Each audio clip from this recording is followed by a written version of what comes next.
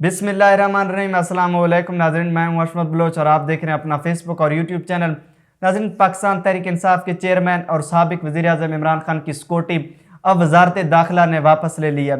Islamabad police के जो एहलकार हैं और FC और रेंजर्स के जो एहलकार थे वो ज़मान पार्क के बाहर सिक्योरिटी पर मामूर थे, अब वो वापस जा चुके हैं। अब सवाल ये पैदा होता है कि वजारत दाखिला ने यह फैसला क्यों किया कि इमरान खान को सिक्योरिटी न देने का। सबसे पहले नाज़रीन जो सवालात हैं वो ये उठ रहे हैं, इमरान खान को शदीद ख़तरात लाक हैं दहशत गर्दों से। जो पाकिस्तान में इस वक्त दहशत गर्द तंजीमें मौजूद हैं, शिद्दत पसंद मजहबी तंजीमें मौजूद हैं, उसके साथ साथ जो अफ़गानिस्तान में दाइश और अलकायदा के कारिंदे हैं वो भी इमरान खान को किसी भी वक्त टारगेट कर सकते हैं। अब इतने बड़े मकबूल लीडर के जो अवामी मकबूल जिनके पास हो उनकी सिक्योरिटी को ले लेना अब काफ़ी ज़्यादा इस वक्त खौफनाक जो हक़ाइक़ हैं वो सामने आ रहे हैं। सबसे पहले नाज़रीन, इमरान खान ने गुज़श्ता रोज़ ये इंदिया भी दिया कि वो ठीक होते साथ ही दोबारा अवाम में जाना चाह रहे हैं। जो ही वो रिकवर होंगे उसके साथ ही दोबारा इंतखाबी मुहिम को चलाएंगे, कौम के पास जाएंगे, क्योंकि इस वक्त पाकिस्तानी कौम शदीद मुश्किलात का शिकार है। महंगाई की वजह से, बेरोज़गारी की वजह से वो इंतखाबी मुहिम भी चलाना चाहते हैं और उसके साथ साथ अवाम के साथ खड़ा भी होना चाहते हैं, क्योंकि वो अकेला अवाम को नहीं छोड़ सकते। अब नाज़रीन, सबसे पहले बात यह कि राना सनाउल्लाह ने इसलिए फ़ैसला किया कि इमरान खान इतने धड़ल्ले के साथ अवाम के दरमियान न जाए, खुल्लम खुला न घूमें। अगर इस तरह करते हैं, ज़ाहिर सी बात है नवाज शरीफ इस वक्त बैरून मुल्क हैं, वो पाकिस्तान आ नहीं रहे। अगर इमरान खान भरपूर तरीके से दोबारा इंतखाबी मुहिम चलाते हैं, कौम के पास जाते हैं, तो सियासी डेंट तो ज़रूर है उनके लिए। PDM जमातों के लिए भी हालात काफ़ी ज़्यादा क्रिटिकल हो जाएंगे। इसलिए राना सनाउल्लाह ने यह फैसला किया कि इमरान खान धड़ल्ले के साथ बाहर न निकलें जब उनके पास सरकारी सिक्योरिटी ना हो, इस्लामाबाद पुलिस के एहलकार ना हो, रेंजर्स ना हो, FC ना हो, तो इमरान खान इस तरह नहीं घूमेंगे, क्योंकि इमरान खान को भी शदीद ख़तरात लाक है इस वक्त दहशत गर्दी के हवाले से, दहशत गर्दों से। दूसरी तरफ नाज़रीन, अगर हम देखें इमरान खान को गिरफ़्तार करने के हवाले से भी खबरें मौजूद हैं कि किसी भी वक्त इमरान खान को गिरफ़्तार भी किया जा सकता है। अब नाज़रीन, बात यह है कि जो सिक्योरिटी वापस लेने का मामला है इसलिए भी किया गया, अगर इमरान खान बाहर निकलते हैं तो उसके पास सरकारी सिक्योरिटी ना हो, इमरान खान को आसानी से गिरफ़्तार भी किया जाए। एक तो बात यह कि इमरान खान घर से बाहर ना निकलें, दूसरी तरफ अगर निकलते भी हैं तो इमरान खान को आसानी के साथ गिरफ़्तार कर लें। अगर इमरान खान को नाज़रीन गिरफ़्तार किया जाता है, जो इस वक्त सियासी टेम्परेचर है वो वैसे भी पीक पर है, तो ये PDM जमातों के लिए, वफाकी हुकूमत के लिए ये मुयस्सर फ़ैसला नहीं होगा। हालात मज़ीद क्रिटिकल हो जाएंगे। एक तरफ महंगाई है, एक तरफ आप एक मकबूल लीडर को गिरफ़्तार कर लेते हैं, उसको सलाखों के पीछे धकेलते हैं, तो हालात मज़ीद कशीदगी की तरफ जाएंगे, हालात कंट्रोल से बाहर हो जाएंगे। नाज़रीन, अब इमरान खान ने कल जो तकरीर इमरान खान का आप देख लें तो पहली बार इमरान खान नई एस्टेब्लिशमेंट के हवाले से खुलकर बोले हैं। आप अंदाज़ा लगाएं, 2 महीने तक इमरान खान बिल्कुल खामोश रहे हैं। इमरान खान समझ रहे थे कि शायद जनरल बाजवा के जाने के बाद जनरल सैयद आसिम मुनीर एक नई हिकमत अमली के साथ हैं, उस लाहे अमल को लेकर नहीं चलेंगे। लेकिन कल इमरान खान ने शदीद तनकीद का निशाना बनाया। जो पिंडी में मौजूद अरबाब इख्तियार वाले लोग हैं उनको, नाम उनका नहीं लिया, लेकिन इमरान खान के जो अल्फाज हैं, जो तकरीर है, उससे हम अंदाज़ा लगा सकते हैं कि इमरान खान इनसे मायूस हो चुके हैं।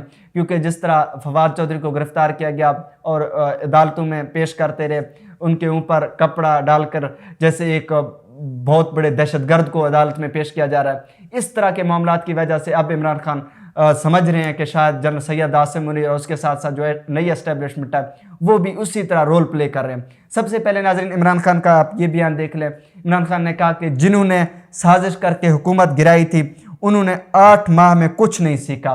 अब इमरान खान 12 ये कह चुके हैं कि हुकूमत गिराने में, तहरीक अदम एतमाद लाने में, PDM जमातों को सपोर्ट करने में उस वक्त जनरल बाजवा उनके पीछे खड़े रहे और एस्टेब्लिशमेंट के लोग जो हैं वो रोल प्ले करते रहे।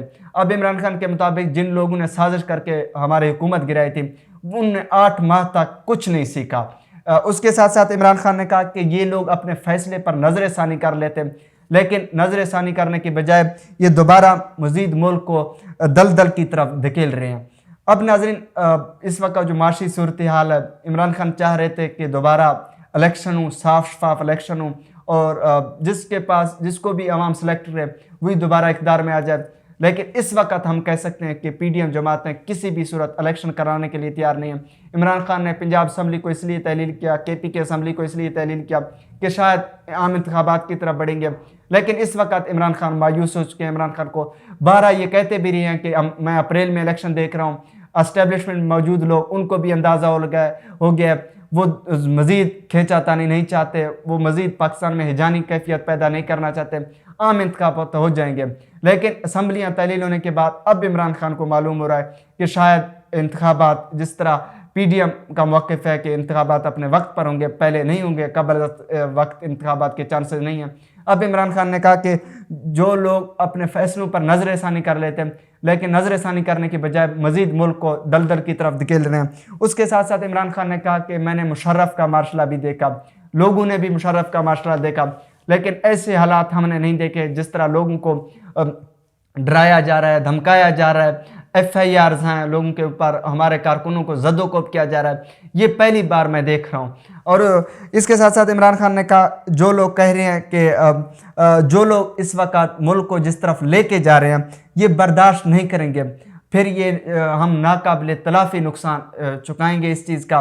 اور اس کے ساتھ ساتھ عمران خان نے کہا کہ اب وقت آ گیا ہے کہ قوم بھی جان لے، جو لوگ اس وقت سیاستدانوں کو دھمکا رہے ہیں، ڈرا رہے ہیں، ان کو زبان بندی کے حوالے سے عدالتوں میں لے کے جا رہے ہیں، گھسیٹ رہے ہیں، چادر اور چار دیواری کو پامال کرتے ہوئے آدھی رات آ کر گرفتار کر لیتے ہیں، ان لوگوں کے بارے میں بھی قوم کو معلوم ہو کہ وہ کون لوگ ہیں، اصل میں جو مرکزی کردار ہیں وہ کون ادا کر رہے ہیں۔